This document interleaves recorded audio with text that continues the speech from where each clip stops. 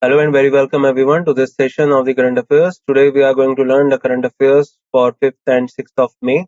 So let's start and see that what are the things we can learn from this particular day. So before we start, these are the topics that I am going to cover for you. So I've got some national state news, then I got banking, finance, defense news, science and technology, sports news, important days, appointments, obituary, awards and recognitions, and at last I'll summarize all the things for all of you. Before we start, the images used in our slide deck are for educational purpose only. We respect the intellectual property rights of original creators and owners of these images. If you are the owner of any of the images used in this deck and have any concerns or issues, please contact us at sathi@iitk.ac.in and we shall remove the images. So the first news that we have today is that IFCO receives FCO approval for nano zinc liquid, nano copper liquid fertilizers. So recently, the Indian Farmer Fertilizers Cooperative Limited, that is IFCO, has received FCO approval to launch its IFCO Nano Zinc liquid and IFCO Nano Copper liquid fertilizers. So new type of fertilizers are being made by IFCO and now they have got the assent from the FCO. These fertilizers will mitigate zinc and copper deficiencies in agricultural crops, boosting productivity and addressing malnutrition. So basically, when we put a crop into the land, majorly the soils of India, they have three type of deficiencies that are nitrogen, phosphorus, and potassium, and humus also. Okay. Now to fulfill these type of things, we use fertilizers, and sometimes a new type of deficiencies are also found. Like we can see that there is a deficiency of zinc and copper deficiencies are found in agricultural crops. So to fulfill these type of things, the fertilizers are added so that the crops will get the nutrition and it will not hamper the farming cultivation. Zinc and copper are crucial micronutrients for enzyme functioning in plants, with zinc aiding plant growth and development, and copper helping in chlorophyll and seed production. So I hope you can get that zinc aiding plant growth and development and copper helping chlorophyll and seed production. With this launch, IFCO now offers 5 liquid fertilizers product based on nanotechnology, including nano urea, nano diammonia phosphate, and nano urea plus. So basically now they offer 5 type of liquid fertilizers, which with the adding of nano zinc and nano copper. Already they were giving nano diammonia phosphate, nano urea plus, and nano urea. Preventing child marriage in Rajasthan. Rajasthan's High Court's directive. So Rajasthan's High Court has issued a directive to curb child marriage in India. And recently the Supreme Court also basically said about this thing that properly, if any kind of case will be found, then the particular panchayat, the particular teachers of that village, and also the particular responsible officer will be found responsible and punishment will be given to them. The directive was in response to a public interest litigation on child marriage. The court emphasized the responsibility of sarpanch and panchayat members in preventing such unions. The directive comes ahead of the Akshaya Tritiya festival known for child marriage. So it was in the response of PIL. So what is PIL? So when sometimes the particular community and some people are not able to go to the court and they don't even know that how to approach the court, and another person who know the particular basic rules and regulations of the court, and they want to file a particular case for this particular group and community, that is called PIL. So on the basis of this PIL, the particular directives have been issued by the Rajasthan High Court, and recently the Supreme Court has also issued the directive. F-Ship Logistics partners with India Post for last mile e-commerce delivery services. So F-Ship Logistics, a tech-driven logistic platform, has partnered with India Post to enhance last mile delivery service for e-commerce product, benefiting D2C startups, SMBs, and MSMEs across India. So basically, a logistics company, that is AppShip, they are particularly coming together with the Indian Post Service to enhance the last mile delivery. The partnership aims to create economic deliveries, particularly in rural areas, develop logistic infrastructure addressing the increasing logistic demand, AppShip will enable expand its reach nationwide, including remote areas where India Post is the exclusive courier service. Indian logistics market is set to grow at 8.8% annual. The Indian logistics market is set to grow at 8.8% annually, reaching US $484.43 billion by 2029, while the e-commerce market is expected to hit US $18.181 trillion by 2029. Indian Post is one of the world's most widely distributed postal system and India's government operated postal service under the Ministry of Communication. Recently, Amazon service has also collaborated with the Indian Post to provide these services in India. RBI revises banks' capital market exposure norms for T1 settlement. So on 3rd May, the Reserve Bank of India revised guidelines for custodian banks to issue irrevocable payment commitments (IPC) in light of T1 settlement regime of stocks. So basically, in the capital market things, if any particular company is not doing any kind of payments, then for that purpose, the T1 settlement regime is being developed. The maximum intraday risk for custodian banks issuing IPC will be considered as the capital market exposure at 30%. On 2nd May, RBI lifted restrictions on Bajaj Finance Limited, Insta EMI card, and e-commerce platform Ecom. RBI established 1st of April 1935 and headquartered in Mumbai, Maharashtra. Shaktikant Das is the governor and has 4 deputy governors. And other than that, in 1949, the Banking Regulation Act of the RBI came into the act. SEBI introduces framework for stock exchanges to supervise RAs and IAs. So SEBI, that is the Security Exchange Board of India, introduced a framework for administration and supervision of research analysts and investment advisors, recognizing stock exchanges as RAASB and IAASB. This framework follows the Security Contracts Regulations Amendment Regulation 2024 and will be effective from 25th of July 2024. Stock exchange must meet specific requirements for recognition, including being operational for at least 15 years, having net worth of at least 200 crore, providing grievance redressal mechanism. SEBI, established in 1992, is headquartered in Mumbai, Maharashtra, and with Madhabi Puri Buch as the chairperson. ADB agreed to replenish $5 billion for ADF-14 and TASF-8. Asian Development Bank and donors have agreed to replenish $5 billion for the Asian Development Fund 14 and Technical Assistance Special Fund. ADF-14 will support grant operations during 2025-2028, while TASF-8 will provide grants for project preparation, capacity building, and technical or policy advice. So for this purpose, the ADB has agreed to replenish $5 billion for ADF-14. ADF-14 is about 22% higher than ADF-13, with around 51% of the replenishment funded by the contribution from donors. ADB intend to provide $16.7 billion in concessional loans during the ADF-14 period. Assistance to small island developing state countries in fragile and conflict affected situations. ADB was established in 1966, headquartered in Mandaluyong City, Manila, the Philippines, with Masatsugu Asakawa as the president. And recently, ADB has also collaborated with the Assam government to provide the photovoltaic panels in Assam to provide green energy. India and Ghana strengthen financial integration for enhanced trade. So India and Ghana are set to integrate their payment system, UPI and GHIPSS.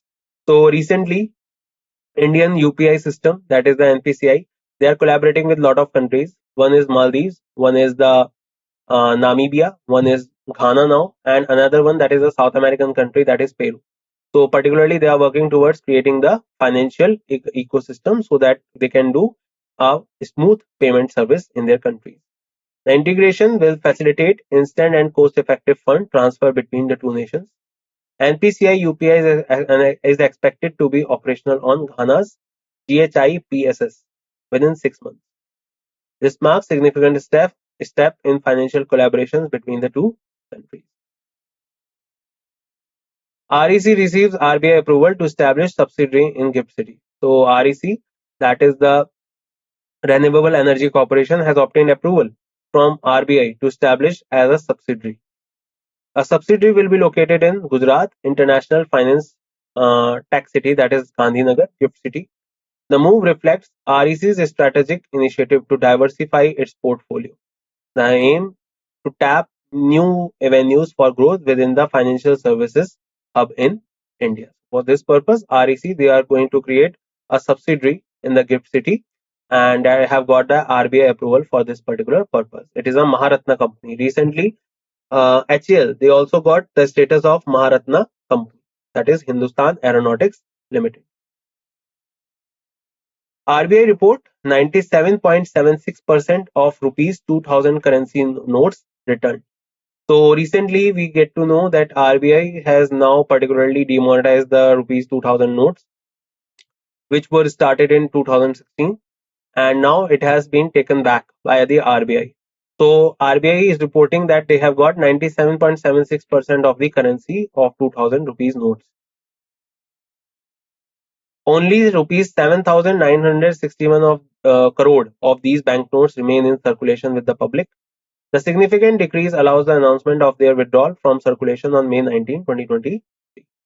This report highlights effective reabsorption of currency into the banking system. So RBI has reported 97.76% of currency of 2000 rupees to be returned. Air Marshal Nagesh Kapoor assumed command as AOC in Sea Training Command.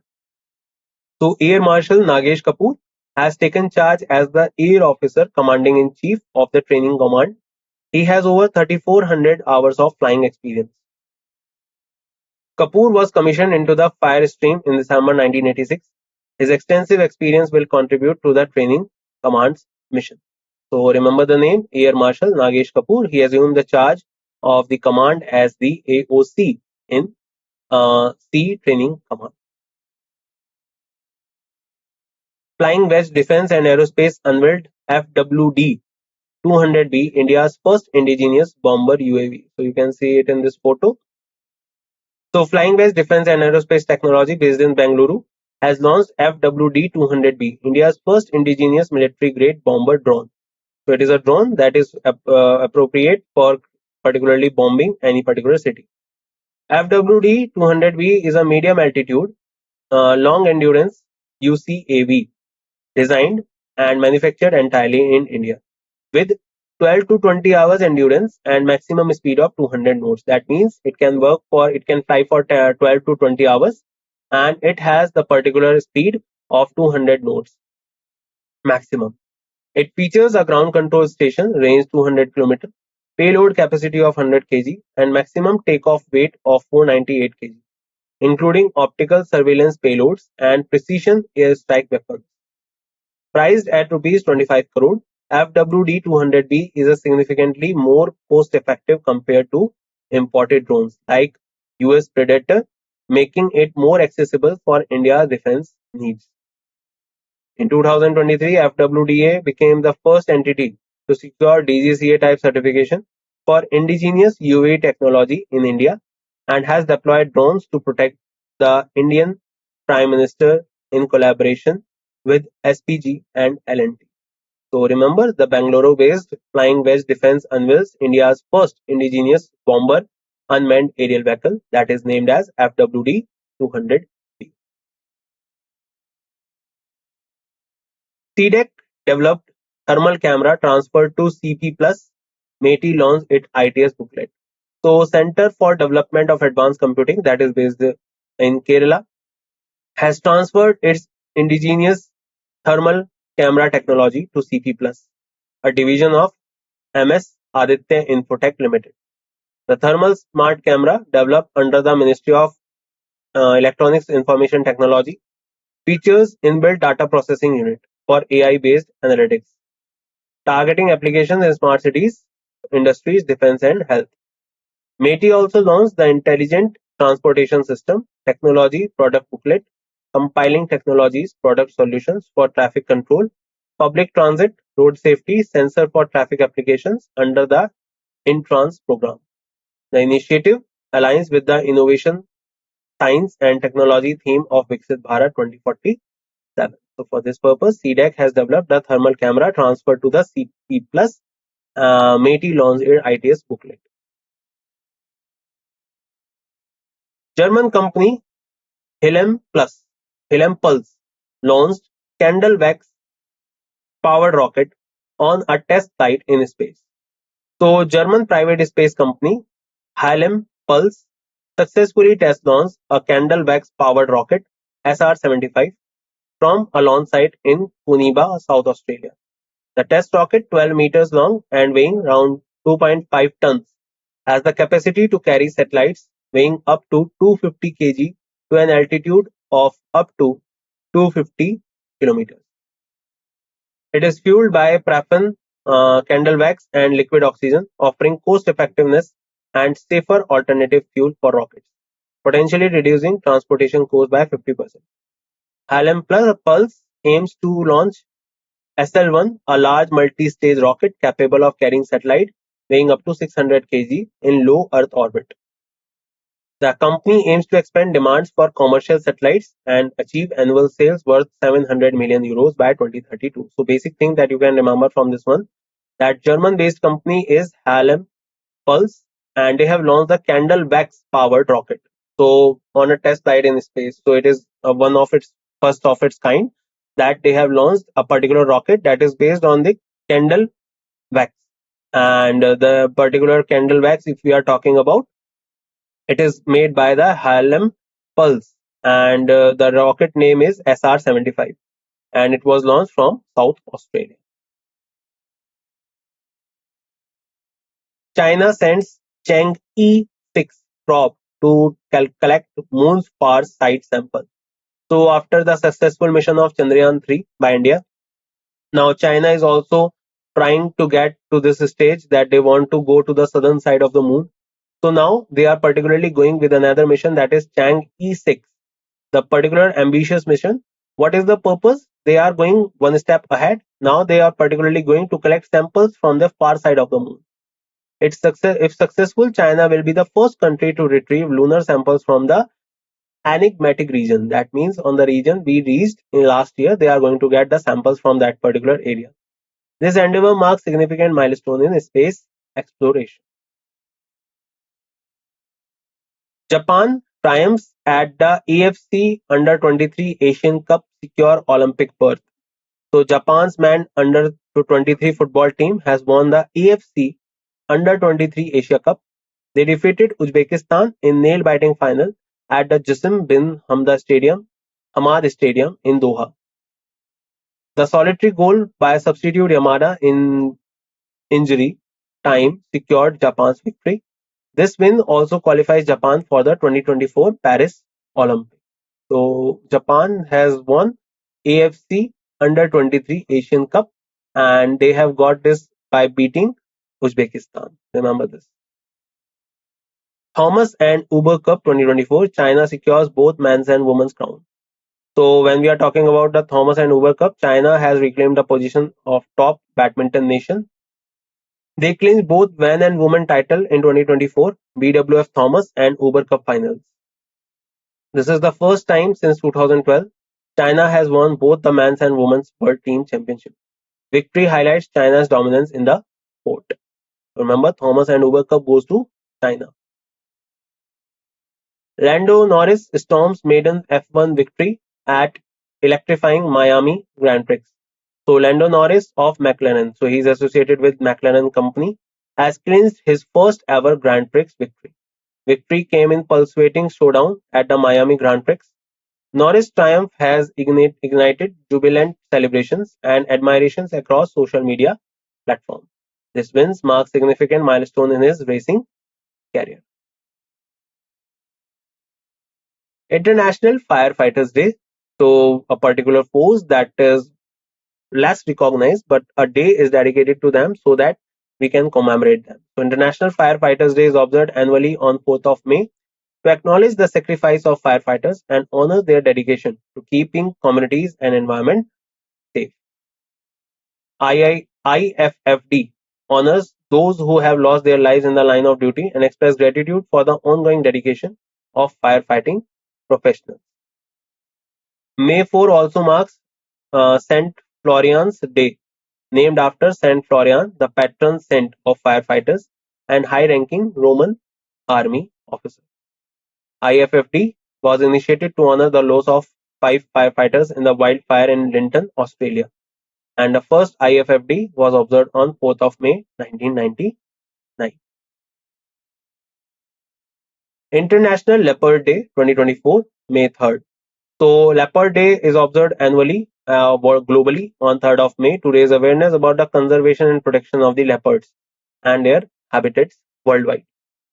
Leopards are listed as vulnerable in IUCN Red List of threatened species, with some species classified as critically endangered. Recently, IUCN upgraded the status of Iberian lynx from being endangered to being vulnerable as the population of Iberian lynx has increased.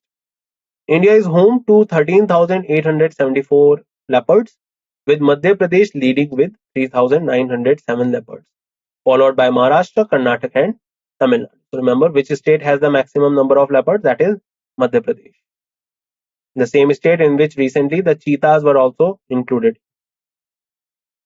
World Portuguese Language Day. So Portugal is a country based in Iberian Peninsula of Europe on the Atlantic side, and the capital is Lisbon. And the world celebrated World Portuguese Language Day on 5th of May. The day honors the Portuguese language, which connects diverse cultures across continents. Established by the Community of Portuguese-speaking countries and proclaimed by UNESCO. It is vibrant celebration of the most widely spoken language in the Southern Hemisphere. For this purpose, the World Portuguese Language Day is observed. Atanu Chakravarti reappointed as the part-time chairman and independent director of SDFC Bank. So recently, the Reserve Bank of India approved the reappointment of Atanu Chakravarti, part-time chairman of SDFC Bank Limited, for 3 years. The board of directors of SDFC Bank has also approved his appointment as the part-time chairman and independent director for the same period. Atanu Chakravarti, 1985 batch IS officer of Gujarat cadre, retired as the secretary of the Department of Economic Affairs. He also served as the board of the World Bank, the central board of the directors of the RBI, and as the chairman of National Infrastructure Investment Fund. HDFC Bank, incorporated in August 1994, is headquartered in Mumbai with Shashidhar Jagdishan as the MD and CEO. So remember that Atanu Chakravarti has been appointed as the part-time chairman and independent director of SDFC. And who is the MD CEO? That is Mr. Shashidhar Jagdishan. RBI approves appointment of Sanjeev Nautiyal as the next MD CEO of Ujjivan SFB. So RBI has approved the appointment of Sanjeev Nautiyal as the MD CEO of Ujjivan Small Financial Bank for 3 years. Sanjeev Nautiyal, with over 3 decades of experience in the banking sector, previously served as the Deputy MD of SBI and MD and CEO of SBI Life Insurance. He is currently an independent director of LIC and an advisor in various organizations. The current MD CEO, Itira Davis, was reappointed for 2 years, starting January 14, 2023. Ujjivan Small Finance Bank, established in 2017, is headquartered in Bengaluru with Banavar Anant Ramaiah Prabhakar as the part-time chairman. So remember the name. RBI approves the appointment of Sanjeev Nautiyal. Malika Nadda, appointed as the chairperson of Special Olympics Asia Pacific Advisory Council. So Malika Nadda, president of the Special Olympics Bharat, appointed as the chairman of Special Olympics Asia Pacific Advisory Council for 3 years. As the chairperson of APAC, she will represent entire Special Olympics Asia Pacific region, which include 34 countries. and will be the SO Bharat representative on the APAC.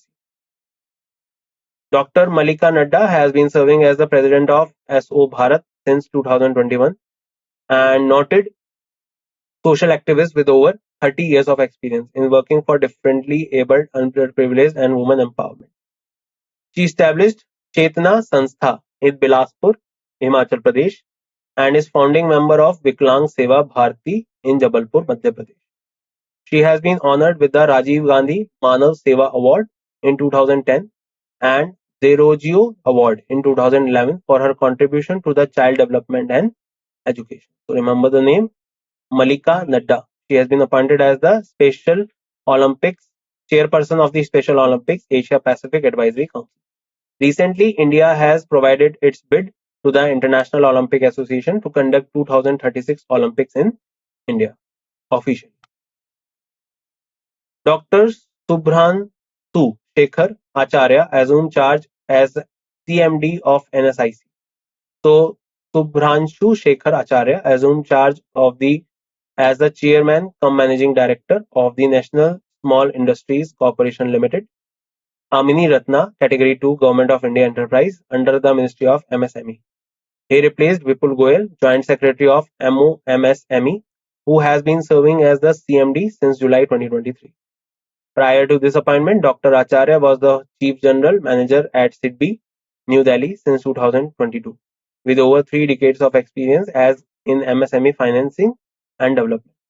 He was the founding member of SMERA Rating Private Limited, India's first SME rating agency, and served as the CEO of India SME Technology Service Limited. NSIC, established in 1955, is headquartered in New Delhi, runs a B2B e-commerce marketing platform, MSME Global Mart. So that is the name, Dr. Subhranshu Shekhar Acharya.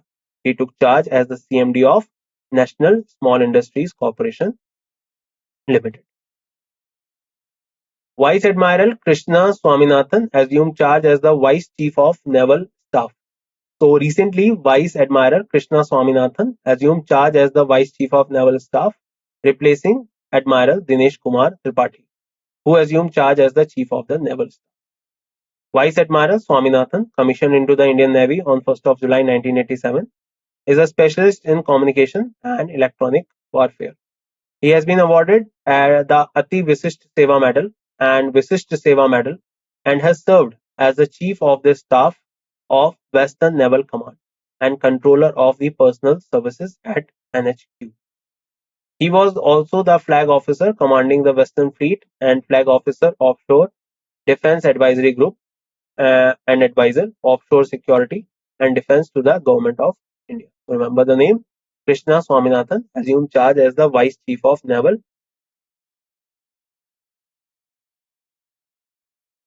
UNICEF India welcomes Kareena as the national ambassador. So recently, Bollywood actress Kareena Kapoor Khan has been appointed as the national ambassador for UNICEF India. This role recognizes her long-standing association with the organization since 2014. Kareena has previously served as celebrity advocate for UNICEF. Her appointment aims to further UNICEF's mission in India. So remember the name Kareena Kapoor. She has been named as the national ambassador of UNICEF in India. Titanic Lord of the Rings actor Bernard Hill passed away. So entertainment industry mourns the loss of Bernard Hill. Hill was a British actor known for his role in iconic films like Titanic and Lord of the Rings. He passed away at the age of 79. His legacy will continue to inspire generations of actors. So if you were wondering that what role he played in Titanic, so he was the captain, Captain Smith of the ship. Frank Stronce, former Boeing CEO, dies at 92. So Frank Stronce, former CEO of Boeing. Boeing is a company associated with the aerodynamics and plane development and also air flight company. He passed away at the age of 92. Stronce led Boeing as its CEO from 1986 to 1996. He died on May 3, according to Seattle Mariners baseball team, where he was an ownership partner. His leadership at Boeing left a lasting impact on the aviation industry. Remember the name Frank Stronce. The Hindu triumphs at the sixth international newspaper design competition. So the Hindu has achieved the remarkable feat by winning three prestigious awards. Award was secured at the sixth international newspaper design competition. Accolades were for their exceptional explainer page titled "The Science Behind Neeraj's Skill." The page highlights Neeraj Chopra's remarkable journey and success in athletics. So, for this particular purpose, the Hindu has achieved the remarkable feat of winning three prestigious prizes at the sixth international newspaper design competition. So let's revise what we learned so far. So IFCO receives FCO approval for new type of fertilizers, nano zinc and nano copper. Preventing child marriage in Rajasthan, Rajasthan High Court directives. F-Ship Logistics partners with India Post for last mile e-commerce delivery service. RBI revises bank capital market exposure norms for T1 settlement. SEBI introduced framework for stock exchange to supervise RAs and IAs. ADB agreed to replenish $5 billion for ADF-14 and TASF-8. India and Ghana strengthen financial integration for enhanced trade. REC receives RBI approval to establish subsidiary in GIFT City. RBI report 97.76% of 2000 currency notes returned. Air Marshal Nagesh Kapoor assumed command as AOC in Sea Training Command. Flying Wedge Defense Aerospace unveiled FWD-200B, India's first indigenous bomber UAV. CDEC developed thermal camera transferred to CP+. German company Hilum Pulse launched Candlewax-powered rocket in the test site into space. China sends Chang'e probe to collect moon samples from the far side of the moon. Japan triumphs at the AFC Under-23 Asian Cup, secures Olympic berth. Thomas and Uber Cup 2024, China secures both men's and women's crown. Lando Norris storms to maiden F1 victory at electrifying Miami Grand Prix. International Firefighters May 4, International Leopard Day May 3. World Portuguese Language Day 2024 observed on 5th of May. Atanu Chakravarti reappointed the part-time chairman and independent director of SDFC. RBI approved appointment of Sanjeev Nautiyal as the MD CEO of Ujjivan SFB. Malika Nadda appointed as the chairperson of Special Olympics Asia Pacific Advisory Council. Dr. Subhranshu Shekhar Acharya assumed charge as CMD of NSIC. Vice Admiral Krishna Swaminathan assumed charge as the Vice Chief of Naval Staff. UNICEF India welcomes Karina as the National Ambassador. Titanic Lord of the Rings actor Bernard Hill passed away at 79. Frank Stronz, former Boeing CEO, dies at 92. Hindu triumphs at 6th International Newspaper Design Competition. And that's it in this session. I hope you learned a lot of things and you gained a lot of notes in your notebook. Thank you for being with me in this session. And it was nice teaching you all. Bye bye. Take care, everyone. And see you soon.